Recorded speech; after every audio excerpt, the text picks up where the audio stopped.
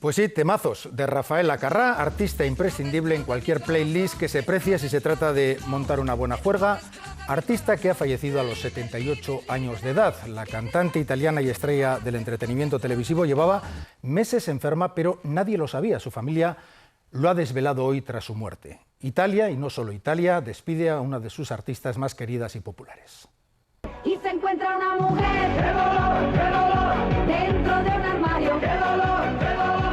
Cantante, compositora, bailarina, presentadora de televisión, cocinera, actriz, todo eso y mucho más, algo que ni las palabras pueden definir, ha sido Rafaela Carrà.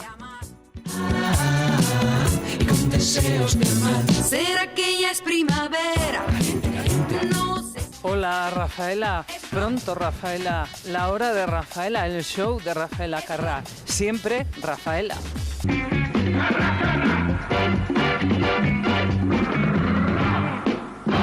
Escenografías irrepetibles, sus monos elásticos, nadie los ha lucido como ella. Corazón de vagabundo, voy buscando mi libertad. Hasta hoy no hemos sabido que ha sufrido una larga enfermedad, porque ha estado al pie del cañón dándolo todo hasta el final.